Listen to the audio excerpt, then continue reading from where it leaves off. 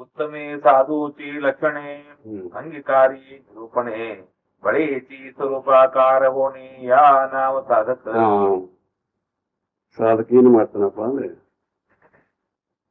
ಮನಸ್ಸು ಏನ್ ಮಾಡ್ತೀವಿ ಹೊರಗೆ ಹರಿತು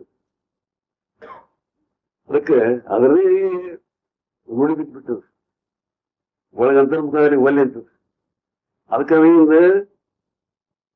ವಿವೇಕದಿಂದ ಕರಿ ಸುಖ ಅಲ್ಲ, ಕಾಣಿಸ್ತದ ಕರಿ ಸುಖ ಅಲ್ಲ, ನೀ ಸುಖ ಒಳಗದ. ಅದಕ್ಕೆ ನೀ ಸುಖನೇ ಅನುಭವಿಸ್, ನಿನ್ನೆ ಕರಿ ಶಾಂತಿಗೆ ಎಷ್ಟರಿಂದ ಪಡ್ಕೊ ಅಂತ ತಿಳ್ಕೊಂಡು ಆ ಸ್ವರೂಪದ ಬಗ್ಗೆ ಜಾಗೃತಿ ಇಟ್ಟು ಆ ಸ್ವರೂಪಾಕಾರ ಆಗ್ತಾನೆ ಯಾವ ಇದು ಸ್ವರೂಪನೇ ಆಗ್ಬೋದು. ಅಂತ ಸ್ವರೂಪನೇ ಆಗ್ಬೋದು. ಹಂಗೆ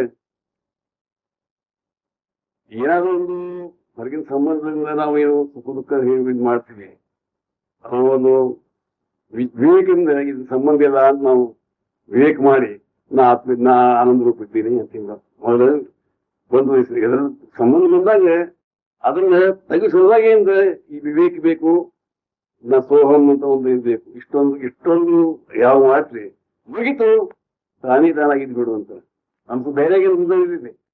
ಇದೊಂದು ಗೊತ್ತದ